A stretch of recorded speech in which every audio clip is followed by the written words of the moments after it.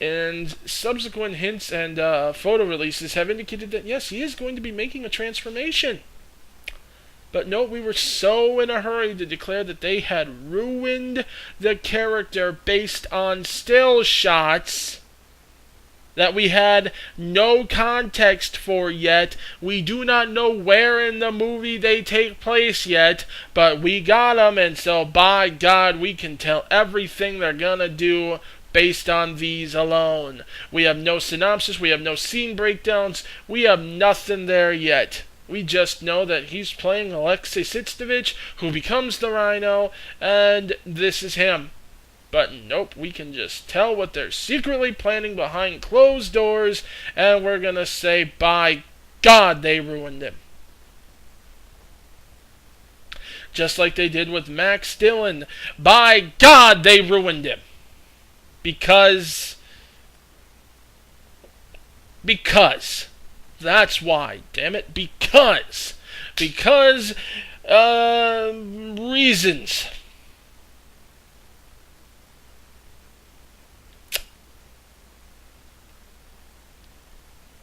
Yep, reasons. Oh, and his backstory. Apparently they say they got him all wrong, even though I asked them then repeatedly, what backstory does Electro have? Oh, Electro doesn't really have a backstory. They could have done anything they want, and instead they chose something so lame and ruined the character. How is it ruining the character if they chose a backstory for a character that doesn't have a backstory? Besides which, Electro does have a backstory, and believe it or not, I can even link you the pages. Oh my God, guess what? They got his backstory almost 100% right. Certainly well within comic book movie boundaries of being right. What a shock. But nope, we gotta hate the movie. Cause. And let's get into the real reason why everyone hated that movie. It wasn't because it was quote-unquote too boring. It wasn't because of that quote-unquote crane scene that made no sense, even though, yes it did, because every single reason for it, not making sense actually doesn't make sense. Oh, they wouldn't still be up there. Yes, they would. They're city workers. The evacuation just started. They wouldn't have been able to get down into the streets if they wanted to.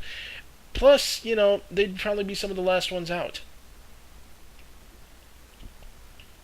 Second of all, oh, they just happened to all line up. Yeah, when you're doing city work, yeah. Cranes can line up. Oh, well, it's just stupid and corny and it made no sense. Oh, how did it make no sense? He was repaying the favor of him saving his son's life. So he asked people to come in, get in their cranes, start them up, and angle it so that he could swing on a straight line to the building, because he didn't look like he was going to make it having to travel on foot. Makes sense. But no, see, that's cheesy. But the digitized American flags throughout the Raimi movies, and the whole "you mess with one of us, you mess with all of us" in Spider-Man 1, that wasn't corny. No, because oh, post 9/11, that makes it perfectly acceptable. No, that actually kind of doesn't. That kind of doesn't. Especially considering the fact that this was being filmed before 9/11. That was going to be in there regardless. Yeah. So, you can talk about cheesiness all you want, but whatever. It makes sense in the context of the film. I really don't get that. But anyways, let's just move on. Let's move on to the real reason why they want this to bomb so bad. The real reason that they want this to be bad. The real reason they want to hate it and they want it to fail and they want the rights to go back to Marvel. Frankly, they don't give a crap if we ever get another Spider-Man movie. That's the truth.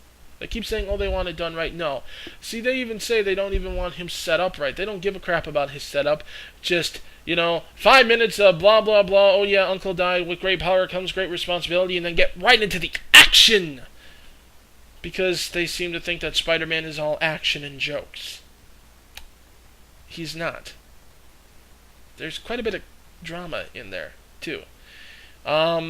And yes, some of it is teen angst. And guess what? That's present in the comics as well. So to complain about it in a movie where he is a teenager, when it was present in a comic where he was a teenager, is kind of stupid.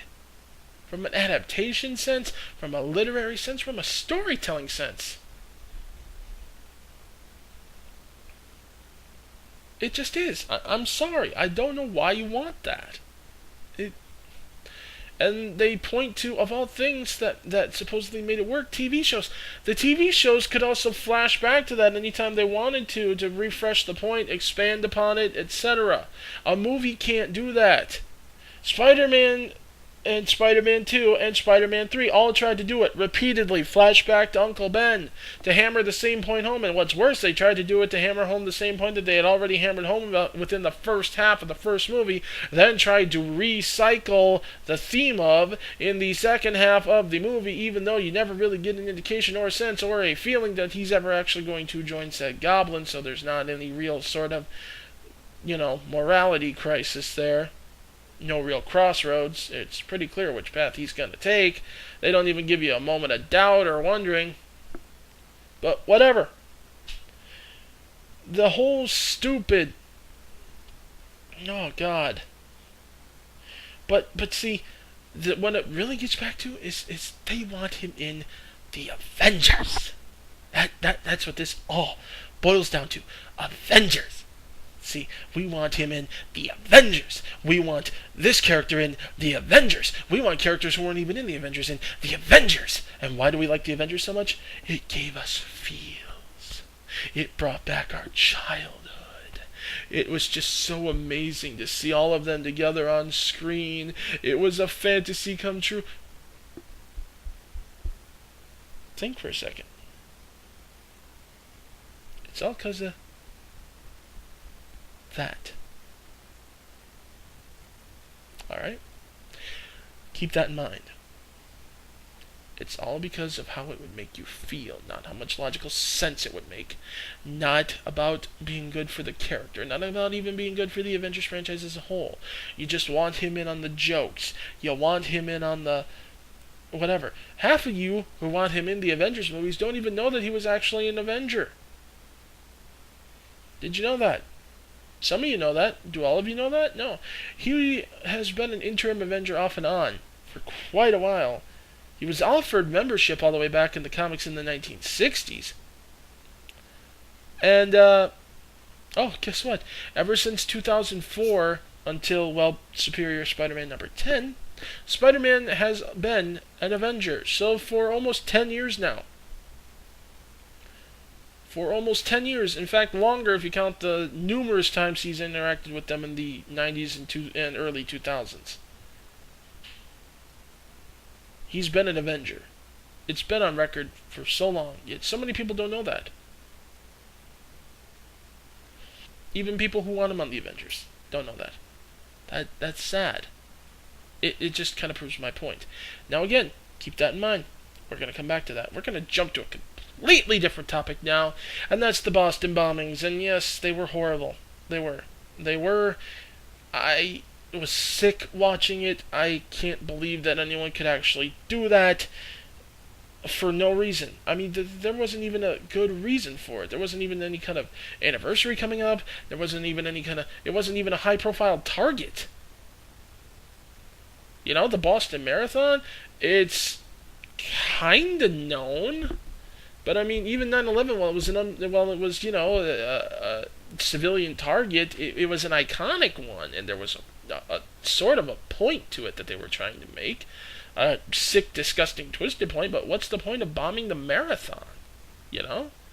I mean, I was confused, I was sick, I was angry, and then they finally caught the guy who is apparently responsible, and.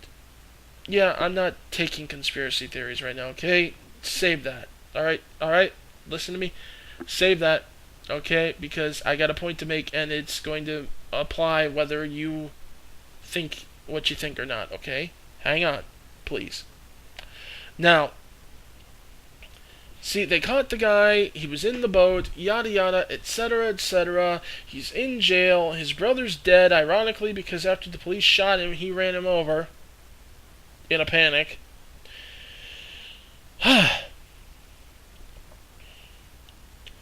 But regardless of whether you think he's actually guilty or not, whether you think that you have evidence that points to some kind of conspiracy or not, whether you think people are just jumping to conclusions or not, you gotta admit that what I'm about to tell you is incredibly stupid, shallow, and again is going to point back to something. There is a group of women, and they actually have a Facebook page, who are protesting for the Boston bomber to be released because, and I kid you not, he's too cute to be a terrorist.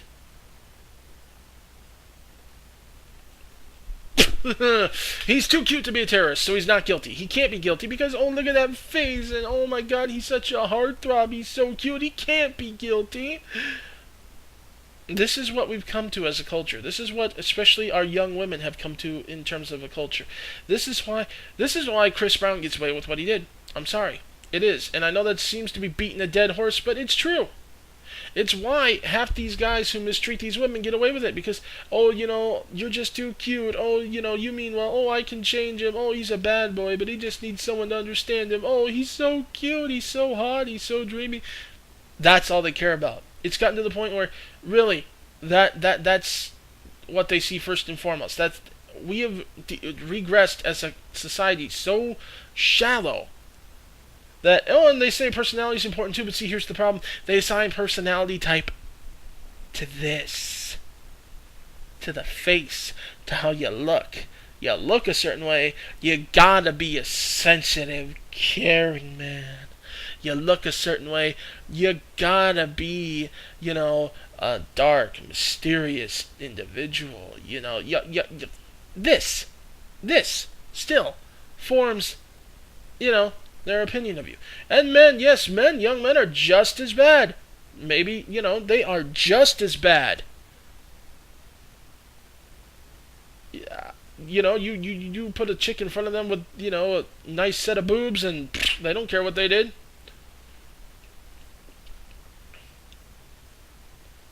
They make a stupid decision, they do something stupid, they say something obscenely offensive, she's hot, I don't care. So long as she stays being hot, I don't care. See, and that's, again, well, but see, again, it's because of things that are stirred up among other parts of your body here.